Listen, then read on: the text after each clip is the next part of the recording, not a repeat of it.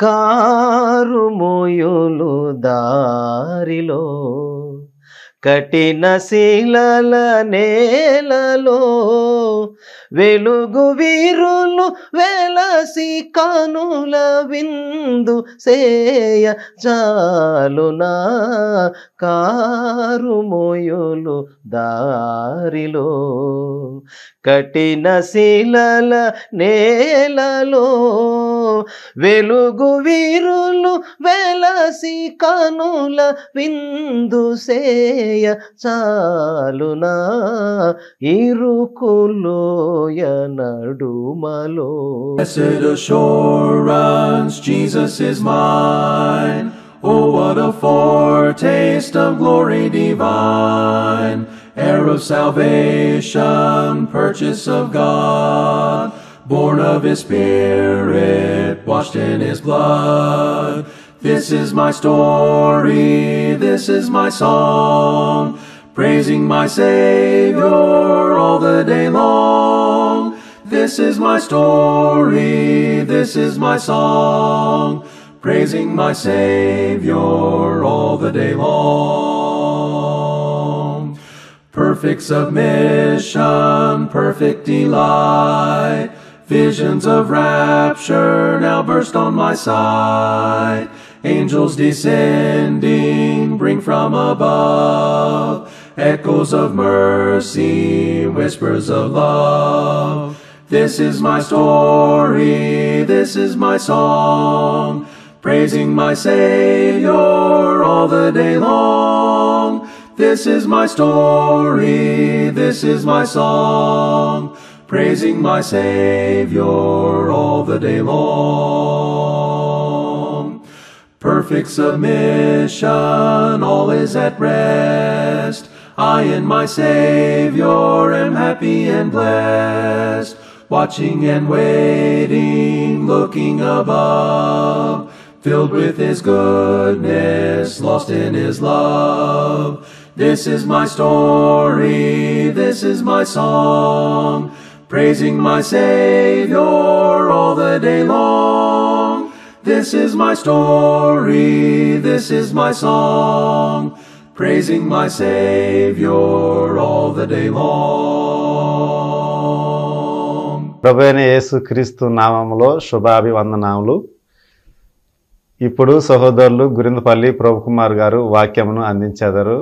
ఆయన 1994 నుండి దేవుని సేవలో ఉన్నారు. తెన్నేరు మరియు పునాదిపాడు గ్రామంలో మరియు భారతదేశ వ్యాప్తంగాను 26 రాష్ట్రాల్లోనూ మరియు నేపాల్, బంగ్లాదేశ్, భూటాన్, శ్రీలంకలో సువార్థికునిగాను మరియు బైబిల్ టీచర్గాను పనిచేయుచున్నారు. రక్షకుడైన క్రీస్తు పరిశుద్ధ నామములో అందరికీ శుభాభివందనాలు తెలియజేసుకుంటున్నాం. ఈరోజు మరొకసారి యాత్రికుడు కార్యక్రమానికి మిమ్మల్ని సాదరంగా ఆహ్వానిస్తున్నాం. ఈరోజు మంగళవారం 8 గంటల నుంచి 8:30 వరకు వస్తున్నటువంటి ఈ కార్యక్రమానికి అందరినీ ప్రేమపూర్వకంగా మరొకసారి ఆహ్వానిస్తున్నాం. ప్రియ సహోదరి సహోదరులారా, మనందరి జీవితాల్లో మొదటి నుంచి కూడా మనం ఎదుర్కొనేటటువంటి ఒక ఆలోచన ఏంటంటే ఈ జీవితం అంతా యాత్రలాగా కొనసాగుతుందని. యాకోబు చెప్పినట్లుగా నాది 130 సంవత్సరాలు యాత్ర చేశాను, కానీ చేసిన సంవత్సరాలు నేను జీవించలేదు అని చెప్పాడు. అది మొదటి నుంచి మనం మాట్లాడుకుంటూ వస్తున్నాం. అంటే యాత్ర చేసే సంవత్సరాలు 130 అయినా కూడా నిజంగా జీవితాన్ని మదించలేదు అనే మాట అన్నమాట. జీవితాన్ని అనుభవించలేకుండా పోయాను, నా పితరులు అనుభవించినంతగా నేను అనుభవించలేదు అని మాట్లాడాడు. అట్లాగే ఈనాడు కూడా ప్రతి క్రైస్తవుడు తన జీవితాన్ని ఒక యాత్రలాగానే చేస్తున్నాడు. కానీ అలా కాకుండా జీవితంలో వారి సొంత ఆలోచనలను బట్టి దేవునికి అనుసారంగా ముందుకు కొనసాగుతూ, లేఖనానుసారంగా ముందుకు కొనసాగుతూ వారు చక్కటి క్రైస్తవ జీవితాన్ని జీవించి మదించాలనేది నా ఆలోచన. రండి, ఈ వారం మనం ఆలోచిస్తున్నటువంటి వచనాల్లోకి వెళ్దాం. హెబ్రీయులకు రాసిన పత్రిక 11వ అధ్యాయం 13వ వచనం నుంచి వాస్తవంగా ప్రతిసారి ఈ యాత్రికుడు అనే కార్యక్రమానికి సంబంధించి యాత్రికుడు, పరదేశి అనే 2 మాటల విషయంలో మన పెద్దలైన వారందరూ కూడా వివరించారు. ఈరోజు నా టర్న్ వచ్చింది కనుక నేను కూడా ఈ విషయం మీద మాట్లాడటానికి పూనుకున్నాను అన్నమాట. నేను చదువుతున్నాను చూడండి. హెబ్రీయులకు రాసిన పత్రిక 11వ అధ్యాయం 13 నుంచి 16 వచనాలు. వీరందరూ ఆ వాగ్దానముల ఫలం అనుభవింపకపోయినను దూరము నుండి చూచి వందనము చేసి తాము భూమి మీద పరదేశులమును యాత్రికులమునై ఉన్నామని ఒప్పుకొని విశ్వాసము గలవారై మృతి నొందిరి. వీరందరూ అంటే పైన చాలామంది అంటే విశ్వాస వీరుల జాబితా మనకు తెలుసు. అందరూ ఈ విషయంలో ఫెమిలియర్గానే ఉన్నారు, క్రైస్తవులు అందరూ కూడా. విశ్వాస వీరుల అధ్యాయమే హెబ్రీయులకు రాసిన పత్రిక 11వ అధ్యాయం అంటారు. ఇందులో పైన ఉన్నటువంటి చాలామంది మనం చదవట్లేదు, కానీ జస్ట్ ఒక 2-3 ఆలోచిస్తే నోవాహు కానీ లేదనుకుంటే అబ్రహాము కానీ శారా కానీ ముఖ్యులైనటువంటి 2-3 నేను మీ ముందు ఉంచుతున్నా. ముఖ్యులంటే అందరూ ముఖ్యులే, కానీ నోవాహు ఎప్పటివాడు, నోవాహు తర్వాత అబ్రహాం ఎప్పటివాడు, అబ్రహాం భార్య శారా ఎప్పటిది. వాళ్ళ యొక్క విశ్వాసం కానీ వాళ్ళ యొక్క ఎదురుచూపు కానీ వాళ్ళ యొక్క ఆలోచన కానీ ఎదురు చూసినటువంటి నిరీక్షణ కానీ ఇవన్నీ కూడా చాలా చెప్పుకోదగినగా ఇక్కడ గ్రంథస్థం చేయబడినాయి. కనుక ఈ 13 నుంచి 16 వరకు మనం చదివేటప్పుడు 13వ వచనంలో ఉన్నటువంటి 2 మాటలు పరదేశులమును యాత్రికులమునై ఉన్నాము. మనం పరదేశులం, ఇంగ్లీష్లో 2 వర్డ్స్ వాడారు, సోజర్నర్స్ అండ్ స్ట్రేంజర్స్. స్ట్రేంజర్స్కి ఇక్కడ రిజిస్ట్రేషన్ లేదు. నేను పోయిన వారం కూడా నేను చెప్పాను, ఇక్కడ రిజిస్ట్రేషన్ లేదు, అంటే ఇక్కడ రెసిడెంట్స్ మాత్రమే. ఇక్కడ నుంచి మనం బయటికి వెళ్ళిపోవాల్సినటువంటి పని ఉంది, అవసరం ఉంది. తర్వాత మనం యాత్ర చేస్తున్నాం, కానీ యాత్రలో నిజంగా జీవించాల్సినటువంటి అవసరం ఉంది. పరదేశులమును యాత్రికులమునై ఉన్నామని ఒప్పుకొని అంటే ప్రతి పాత నిబంధన కాలం నుంచి ఇప్పటి వరకు ప్రతి విశ్వాసి, ప్రతి ఒక మాటలో చెప్పాలంటే ప్రతి భక్తుడు దాన్ని ఒప్పుకున్నారు. నిజమే, మేము పరదేశం, ఇది మా దేశం కాదు, ఇది మా స్వదేశం కాదు, మేము పరదేశులం మాత్రమే.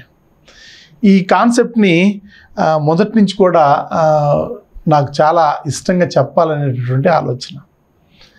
ఎప్పుడైతే ప్రయాణం చేస్తున్నారో అబ్రహాం విషయంలో కానీ నోవాహు విషయంలో కానీ ఈ శారా విషయంలో కానీ కొంచెం అనలైజ్ చేసుకుంటే వాళ్ళ కాళ్ళ కింద భూమి తరిగిపోయింది, అలాగే వారి జీవితంలో వయసు తరిగిపోయింది. వాళ్ళు ఎన్నో కిలోమీటర్లు నడిచారు. అప్పుడు మైల్స్, ఇప్పుడు కూడా మైల్స్ ఉన్నాయండి, ఎన్నో మైల్స్ నడిచారు. కాళ్ళ కింద భూమి తరిగిపోయింది. తర్వాత వాళ్ళకు సంబంధించినటువంటి జీవన పోరాటంలో కాలం కూడా జరిగిపోయింది. ఇవాళ మన విషయాల్లో ఒకవేళ భూమి జరగకపోవచ్చు, కానీ జీవన పోరాటం మనం చేస్తున్నాం. జీవన పోరాటంలో అనేక సంవత్సరాలు వెనక్కి వెళ్ళిపోతున్నాయి. ఒకప్పుడు మనం చూసినటువంటి యవనస్తులందరూ ఇప్పుడు పెద్దవాళ్ళుగా కనపడుతున్నారు, పెద్దవాళ్ళందరూ ముసలివాళ్ళుగా కనపడుతున్నారు. ఎక్కడి దాకా ఎందుకు, మన జీవితాల్లోనే మనం ఒకప్పుడు ఉన్నటువంటి దశలో ఇప్పుడు లేం. ఒకప్పుడు ఉన్నటువంటి ఆరోగ్యంతో ఇప్పుడు లేం. ఒకప్పుడు ఉన్నటువంటి మంచి కాలంలో ఇప్పుడు లేం. కాబట్టి ప్రియ సహోదరి సహోదరులారా, మనందరం కూడా పరదేశులమును యాత్రికులమై ఉన్నామని ఒప్పుకొని విశ్వాసము గలవారై వారు ఎలాగైతే మృతి పొందారో అలాగే మన పితరులు మనం కూడా ఇటీవల కాలంలో కొన్ని దశాబ్దాల నుంచి మనం కూడా ముందుకి కొనసాగిపోతున్నాం. ఇలాగూ చెప్పువారు తమ స్వదేశమును వెదుగుచున్నామని విశదపరుచుచున్నారు కారా అన్నాడు. ఇలాగూ చెప్పేవాళ్ళందరూ కూడా ఇది మా స్వదేశం కాదు, ఇది మా విదేశం, మేము స్వదేశాన్ని వెతుకుచున్నామని విశదపరుచుచున్నారు కాదా. సహజంగా ఏదైనా విషయం చెప్పినప్పుడు విశదీకరించారు, మా మాస్టర్ బాగా విశదీకరించారంటారు, అంటే విపులంగా చెప్పారు అంటారు. అట్లాగే మన జీవితాల్లో కానీ పోయినటువంటి భక్తుల జీవితాల్లో కానీ వాళ్ళు ఏమంటున్నారంటే ఇది మా స్వదేశం కాదు, ఇది మా విదేశం, మేము స్వదేశమును వెతుకుచున్నామని మనకు చక్కగా విపులీకరించి చెప్పినట్టుగా అనిపిస్తుంది. విశదపరుచుచున్నారు కారా అంటే విశదపరుచుచున్నారు అని అర్థం. వారు ఏ దేశం నుండి వచ్చిరో ఆ దేశమును జ్ఞాపకమందుంచుకున్న ఎడల మరలా వెళ్ళుటకు వారికి వీలు కలిగి ఉండును. ఇది చాలా చాలా ఆలోచించదగినటువంటి మాట. ఏ దేశం నుంచి వచ్చారో చిన్న బిడ్డకి ఎలా తెలుస్తుంది? అసలు ఉదాహరణకు ఒక బిడ్డ కడుపులో పడ్డాడు, డెలివరీ అయ్యారనుకోండి, ఎక్కడి నుంచి వచ్చానో ఆ బిడ్డకి ఎలా తెలుస్తుంది? అలాగే మనం ఏ దేశం నుంచి వచ్చామో మనకి ఎలా తెలుస్తుంది? మనం ఏ దేశాన్ని నుంచి వచ్చామో ఆ దేశం గురించి ఎవరి నోటి నుంచైనా వినుండాలి, దేవునితో సహవాసం కలిగి ఉండాలి, దేవునితో పాటు నడవగలిగి ఉండాలి. అప్పుడు మనం పలానా దేశాన్ని నుంచి వచ్చాము ఈ దేశానికి అనేటటువంటి విషయం వివరణ తెలిసి అప్పుడు అది జ్ఞాపకం పెట్టుకోవడంలో మనం జాగరూకత వహించాలి.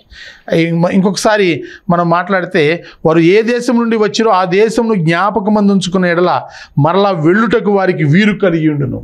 ఆ రూటు, ఆ దారి భూమి మీద మనం చెప్పొచ్చు. ఇప్పుడు అందరూ కూడా లొకేషన్లు పెడుతున్నారు, మ్యాప్లు పెడుతున్నారు, చాలా చక్కగా వెళ్ళిపోతున్నారు. కొన్నిసార్లు గూగుల్ లొకేషన్ కూడా తీసుకెళ్ళి చెరువులు చూపిస్తుంది అనుకోండి, అది వేరే విషయం. కానీ మనం ఆలోచిస్తే వాళ్ళ జీవితాల్లో కానీ అలాగే మన జీవితాల్లో కానీ ఏ కాలంలో పుట్టి పెరుగుతున్నటువంటి ఎవరి జీవితంలోనైనా ఎక్కడి నుంచి వచ్చారో ఆ విషయాన్ని గుర్తుపెట్టుకుని అక్కడికి వెళ్ళటానికి దారి కూడా మనం గుర్తుపెట్టుకోవాలి. దారి నడిచేటప్పుడు చాలా ప్రమాదం అండి.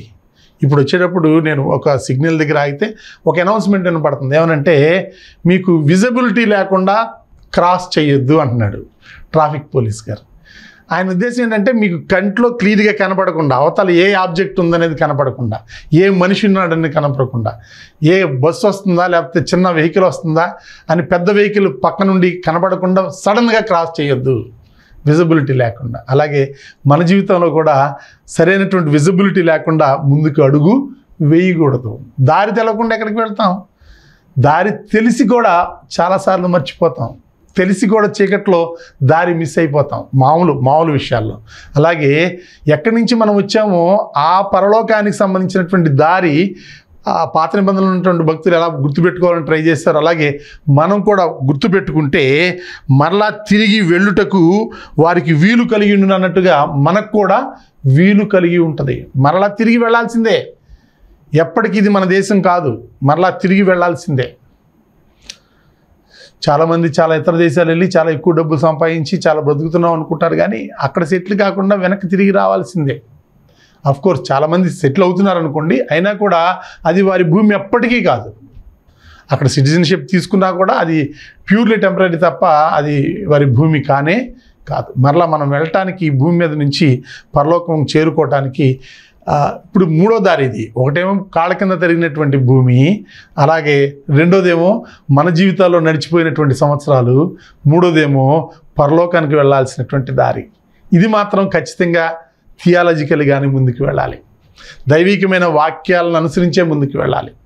వాక్యాలని వినటం, చదవటం థియరిటికల్గా మాత్రమే కాకుండా ప్రాక్టికల్గా మనం మన జీవితాల్లో అన్వయించుకుంటూ ఈ లోకంలో ఉన్నటువంటి పలు సమస్యలను బ్యాలెన్స్ చేసుకుంటూ ముందుకి బ్రతకగలిగితే, ముందుకు వెళ్ళగలిగితే అది చక్కగా మనల్ని ఎక్కడి నుంచి వచ్చామో ఆ లోకానికి చేరుస్తుంది అన్నమాట. తర్వాత 16వ వచనం, అయితే వారు మరి శ్రేష్టమైన దేశమును అనగా పరలోక సంబంధమైన దేశమును కోరుచున్నారు. ప్రియ సహోదరి సహోదరులారా, ఈ లోకంలో ఎంతోమంది ఎన్నో రకాలుగా చనిపోయినప్పుడు ఆదరణ కూడికల్లో కానీ లేకపోతే శ్రద్ధాంజలి కూడికల్లో కానీ సేవకులైన వాళ్ళు ఎన్నోసార్లు ఈ విషయాలు చెప్పుంటారు. సహజంగా అదే సమయం ఈ విషయాలను చెప్పడానికి. కానీ నాలకి ఏంటంటే నేను ఎంచుకున్న పాయింటే ఇది, యాత్రికుడు అనే పాయింట్నే మనం ఎంచుకుందాం. ఈ యాత్రికుడు యొక్క విశేషాలను నేర్చుకునేటప్పుడు, మాట్లాడేటప్పుడు ఇలాంటి చాలా కఠినమైనటువంటి విషయాల గుండా మనం వెళ్ళాల్సిందే. అయితే వారు మరి శ్రేష్టమైన దేశమును అనగా పరలోక సంబంధమైన దేశమును కోరుచున్నారు. ఈ లోక సంబంధమైన దేశం కాదు, పరలోక సంబంధమైనటువంటి దేశం. తలుచుకుంటేనే చాలా గొప్పగా అనిపిస్తుంది, చాలా సంతోషంగా అనిపిస్తుంది. కానీ దాన్ని రీచ్ అవ్వడానికి చాలా కన్నీరు కార్చాలి, చాలా కష్టం పడాలి, చాలా ఇహలోకాన్ని త్యజించాలి, ఇహలోక భవబంధాలన్నింటినీ పక్కన పెట్టాలి, మనసు నిశ్చలంగా ఉంచుకోవాలి, దైనందిన జీవితంలో శరీరాన్ని మనసుని బ్యాలెన్స్ చేసుకోవాలి, ఈ లోకంలో మనుషుల్ని మమతల్ని బ్యాలెన్స్ చేయాలి, ఆధ్యాత్మిక విషయాల్లో అన్నిటినీ బ్యాలెన్స్ చేయాలి. కనుక ఒకసారి నేను ముందుకెళ్ళి ఈ వచనం 16వ వచనం పూర్తి చేస్తాను చూడండి. అనగా పరలోక సంబంధమైన దేశమును కోరుచున్నారు, అందుచేత తాను వారి దేవుడినని అనిపించుకొనుటకు దేవుడు వారిని గూర్చి సిగ్గుపడడు.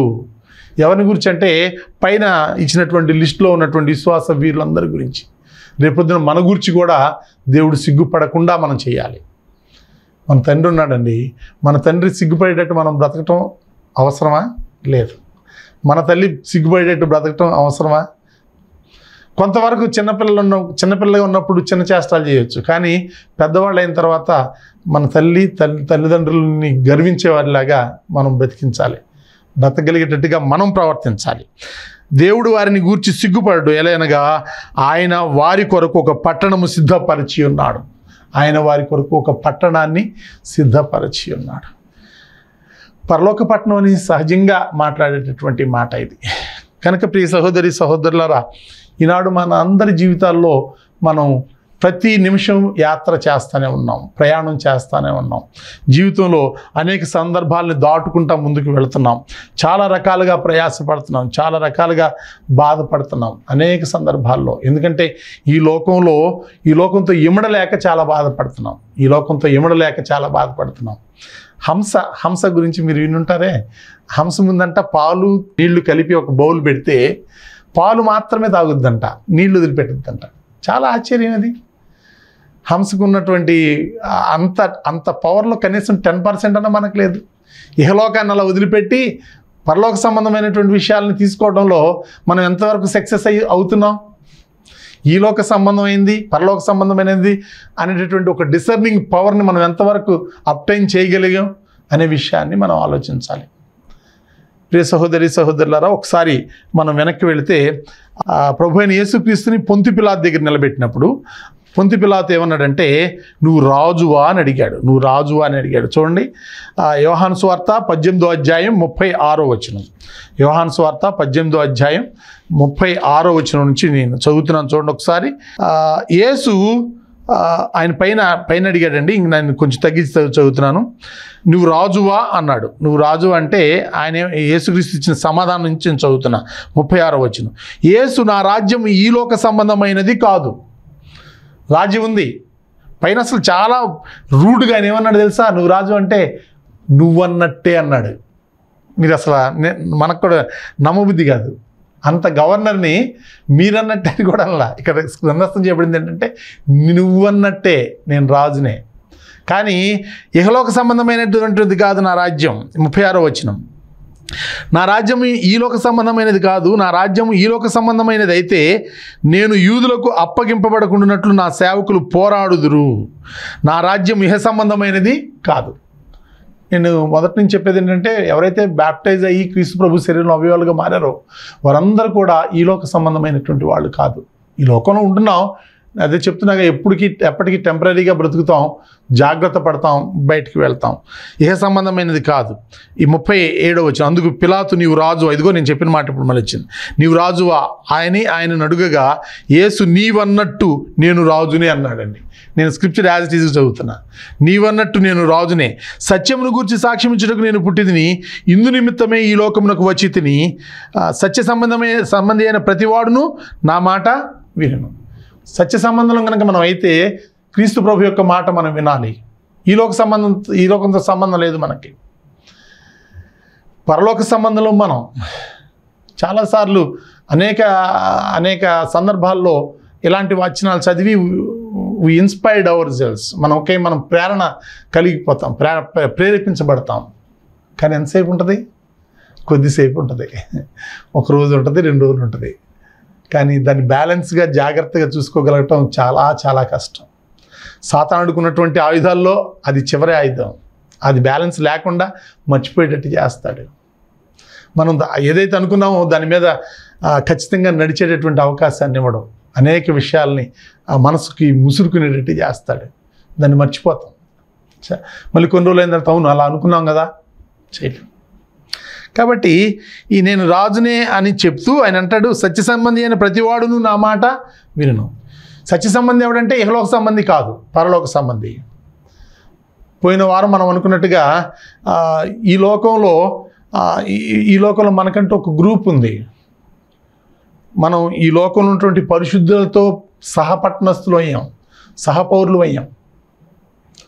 కాబట్టి సత్య సంబంధులుగా మనం ఉండాలి. అలాగే పరలోకాన్ని స్వతంత్రించుకోవడానికి అవసరమైనటువంటి జ్ఞానాన్ని, అలాగే ఆ ఆసక్తిని కలిగి ముందుకి కొనసాగాలి. దేవుని సంబంధులు అంటే క్రీస్తు సంబంధులు, క్రీస్తు సంబంధులు అంటే సత్య సంబంధులు, సత్య సంబంధులు అంటే పరిశుద్ధులు, పరిశుద్ధులు అంటే ప్రభు శరీరంలో అవయవాలుగా ఉన్నటువంటి వాళ్ళు. వీళ్ళందరికీ ఒక ప్రత్యేకత ఉంది. ఈనాడు ఈ భూమి మీద ఇంతగా నిశ్చలంగా బ్రతకగలుగుతున్నామంటే దేవుని యొక్క మహాకృప. క్రీస్తు ప్రభు ద్వారా ఏ విషయాన్నైనా ఆయన ఆలకిస్తున్నాడు, ఏ విషయాన్నైనా మనకి అనుగ్రహిస్తున్నాడు. కనుక ప్రియ సహోదరి సహోదరులారా, మనం సత్య సంబంధులు అనే విషయాన్ని మనం జ్ఞాపకం చేసుకోవాలి. యోహాను సువార్త 17వ అధ్యాయం 16వ వచనంలో, అంతకుముందే మనం ఇప్పుడు 18 చదివాము, కానీ అంతకుముందే ఒక అధ్యాయం ముందు ఆయన ఏమంటాడంటే, నేను లోక సంబంధిని కానట్టు వారును లోక సంబంధులు కాదు. వారంటే ఈయన్ని వెంబడించేటటువంటి అపోస్తలులు. నేను లోక సంబంధిని కాదు, అలాగే వారును లోక సంబంధులు కారు. కనుక సత్యమందు వారిని ప్రతిష్ఠ చేయము, నీ వాక్యమే సత్యము. అంటే స్టాండర్డ్గా నిలకడగా ఈ లోకంలో ప్రయాణం చేయటానికి మనుషుడు రొట్టె వల్ల మాత్రం కాదు, కానీ దేవుని నోటి నుంచి వచ్చి ప్రతి మాట వలన జీవించునని వ్రాయబడి ఉన్నది అన్నట్టుగా వాక్యమందు ప్రతిష్ఠ చేయబడితే తప్ప, వాక్యం మనకు ఆహారంగా ఉంటే తప్ప ఆత్మీయంగా మనం బలపడలేము. బలపడలేకపోతే సత్య సంబంధులుగా ఉండలేము. సత్య సంబంధులుగా ఉండకపోతే పరలోక సంబంధులుగా ముందుకు మనం కొనసాగలేము. అప్పుడు ఆటోమేటిక్గా ఆ దారి మనం మర్చిపోతాం. సాతానుడు మన మీద జయాన్ని పొందుతాడు. కాబట్టి జాగ్రత్త కలిగి మనం ముందుకి కొనసాగుదాం. ఇందులో మత్తయి సువార్త 16వ అధ్యాయం 18వ వచనంలో బేసిక్ విషయాలకు నేను వెళ్తాను. ఒకసారి యేసుక్రీస్తు ప్రభు ఈ భూమి మీద ఉన్నప్పుడు అడిగినటువంటి ప్రశ్న, పేతురు వచ్చి అడిగితే 16వ అధ్యాయం 18వ వచనం, మత్తయి సువార్త 16వ అధ్యాయం 18వ వచనంలో 18వ వచనం, మరియు నీవు పేతురువు, ఈ బండ మీద నా సంఘమును కట్టుదును, పాతాళలోక ద్వారములు దాని ఎదుట నిలువనేరవని నేను మీతో చెప్పుచున్నాను. నువ్వు పేతురువి అని అంటే మరొకసారి చెప్తున్న, కింద రాయి అని ఉంటుంది. ఈ విషయాలు చాలామందికి తెలుసో తెలియదో, లేకపోతే తెలిసి మర్చిపోతున్నారో అర్థం కావట్లా. పేతురు మీద సంఘాన్ని కట్టాడనే వాళ్ళు చాలామంది ఉన్నారు ఈ రోజున. అలా కాదండి, కొంచెం మనసు పెట్టి ఆలకించండి. పెట్రాస్ అని ఇంగ్లీష్ మాట అది. దానికి అర్థం ఏంటంటే చిన్న రాయి, అంటే చేత్తో విసిరి వేయగలిగినటువంటి రాయి. ఈ బండ మీద అంటే క్రీస్తు ప్రభు అనేటటువంటి బండ మీదే ఆ సంఘాన్ని కడతానని యేసుక్రీస్తు ప్రభు చెప్పాడు. అంత మాత్రమే కాకుండా ఈ 18వ వచనంలో మరొక చాలా ప్రాముఖ్యమైనటువంటి మాటను మాట్లాడాడు. చూడండి, పాతాళలోక ద్వారములు దాని ఎదుట నిలువనేరవని నేను మీతో చెప్పుచున్నాను. పాతాళలోక ద్వారాలంట ఈ సంఘం ఎదుట నిలువ నేరం. క్రీస్తు సంఘస్థులుగా మనమున్నాం. క్రీస్తు సంఘస్థులుగా బయటికి వెళ్ళాలని ఆశపడుతున్నాం. పాతాళలోకం ఆ ద్వారాలు ఈ సంఘం ఎదుట ఎప్పటికీ నిలవనేరు అనే విషయాన్ని మరొకసారి జ్ఞాపకం చేస్తున్నాం. కనుక ప్రియ సహోదరి సహోదరులారా, ఈ యాత్ర చేస్తున్నప్పుడు మనం ఈ లోకంలో స్ట్రేంజర్స్గా, సొజర్నర్స్గా ఉన్నప్పుడు జాగ్రత్త కలిగి మన ఆత్మలకి మనం జాగ్రత్తగా రక్షణ చేసుకుంటూ, అంటే మనం ప్రొటెక్ట్ చేసుకుంటూ జాగ్రత్తగా ముందుకి కొనసాగాల్సినటువంటి అవసరం ఉంది. ఈ యాత్ర, యాత్రికుడు అనేటటువంటి సబ్జెక్ట్ కొనసాగుతుంది. దయచేసి ప్రతి ఒక్కరూ నా కొరకు ప్రార్థించండి. మీ కొరకు మేము ప్రార్థిస్తున్నాం. దేవుని చిత్తమైతే ఇలాగే దేవుని యొక్క వాక్యంలో స్థిరంగా ముందుకి కొనసాగాల్సినటువంటి అవసరం ఉంది. ఆ కాలంలో కూడా మనం ఉన్నాం. ఈరోజు ఈ కాలాన్ని మనం నమ్మటానికి వీల్లేదు. ఈ పరిస్థితులన్నిటినీ నమ్మి ముందుకు వెళ్ళటానికి వీల్లేదు. ఇటువంటి మిజరబుల్ వరల్డ్లో, తెలుగు అర్థం ఏంటంటే శపితమైనటువంటి లోకంలో మనం ఎంతో జాగ్రత్తగా ఉంటే తప్ప మనం ముందుకి కొనసాగలేం. ఈ యాత్రికుడు కార్యక్రమాన్ని వీక్షిస్తున్న మీ అందరికీ మరొకసారి కృతజ్ఞతలు తెలియజేస్తున్నాం. మా కొరకు ప్రార్థిస్తున్నారని నమ్ముతున్నాం. మీ అందరి కొరకు మేము ప్రార్థిస్తున్నాం. ప్రియ సహోదరి సహోదరులారా, ప్రతి మంగళవారం నాడు రాత్రి 8 నుంచి 8:30 వరకు ప్రసారమైనటువంటి ఈ కార్యక్రమాన్ని దయచేసి అందరూ చూడండి, మా కొరకు ప్రార్థించండి. దేవుని చిత్తమైతే మరలా వచ్చే మంగళవారం నాడు రాత్రి ఇదే సమయానికి ప్రార్థనా ఛానల్లో కలుసుకుందాం. అందరి కొరకు మేము ప్రార్థిస్తున్నాం. చిన్న ప్రార్థన చేసుకుందాం. పరలోకమందున్న మా తండ్రి, పరిశుద్ధుడైన మా దేవ, మీ ఘనమైన నామానికి వేలాదిగా స్తోత్రాలు చెల్లిస్తున్నాం.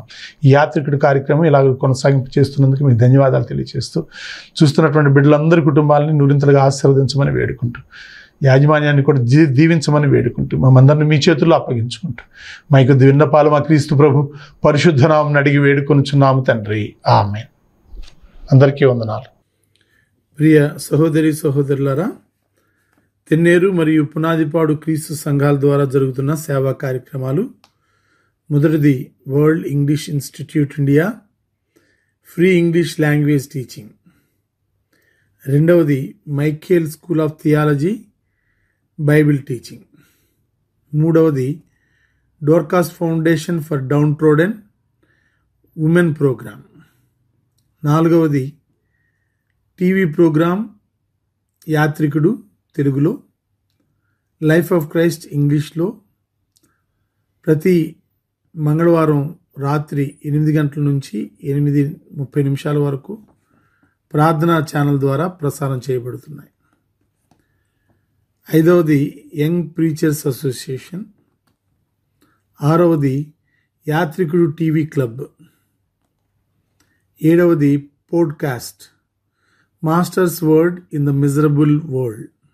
ఎనిమిదవదిగా monthly Zoom meeting, subject life of Christ, ప్రతి నెల చివరి మంగళవారం రాత్రి 7 గంటల నుంచి 8:30 వరకు. తొమ్మిదవదిగా పర్సనల్ ఎవాంజలిజం, వ్యక్తిగత సువార్త సేవ.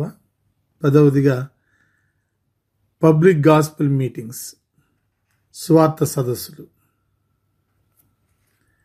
వీటిల్లో దేనిలోనైనా మీరు పాల్గొనాలంటే మేము మనస్ఫూర్తిగా ఆహ్వానిస్తున్నాం. రండి, మాతో కలిసి ఈ కార్యక్రమాల్లో పాల్గొనండి. లేదా మీ దగ్గర ఈ కార్యక్రమాల్లో ఏదైనా జరపబడాలి అంటే దయచేసి మా వాట్సాప్ నెంబర్కి సంప్రదించండి. అందరికీ వందనాలు. Blessed assurance, Jesus is mine. Oh, what a foretaste of glory divine. Heir of salvation, purchase of God, born of His Spirit, washed in His blood. This is my story, this is my song, praising my Savior all the day long. This is my story, this is my song, praising my Savior all the day long.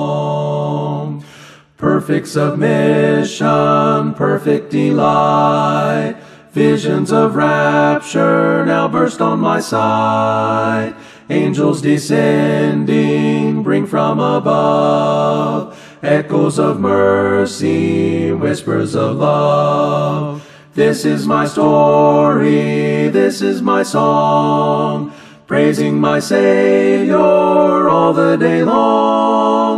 This is my story, this is my song, praising my Savior all the day long.